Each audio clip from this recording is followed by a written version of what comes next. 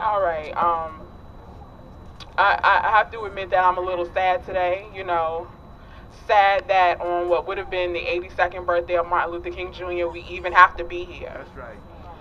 Sad that in 2011, more than 40 years after his death, we're still here rallying against war, against poverty, against injustice.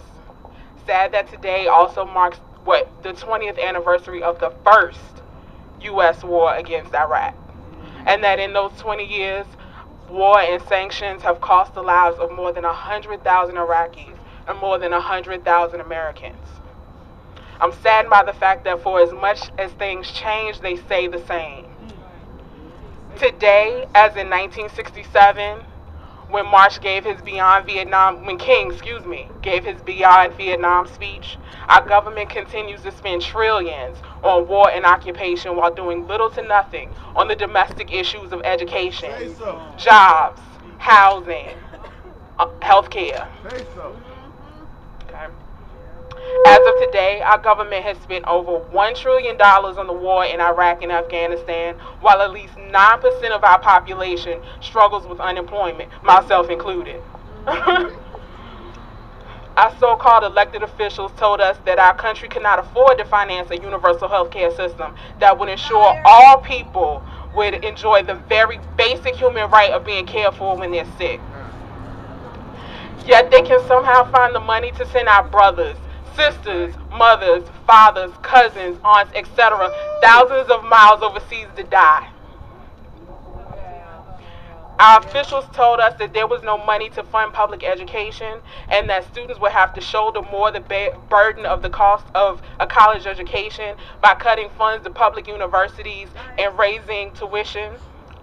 However, they can still manage to find the money to create and support the technology needed to conduct drone attacks that killed thousands of innocent civilians without ever having to be confronted with the carnage they leave behind.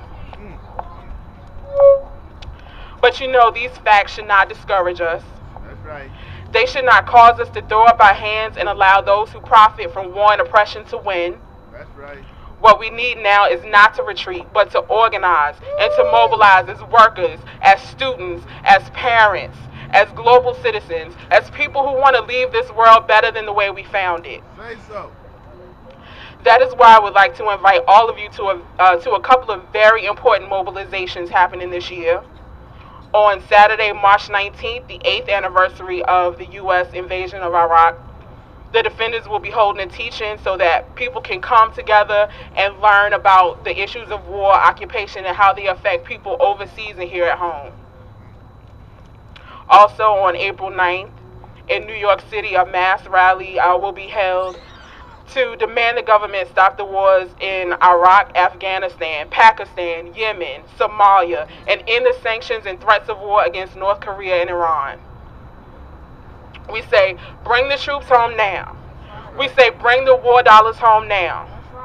I hope that you all will join the defenders as we continue the struggle for jobs, education, housing, and health care and against war. Thank you.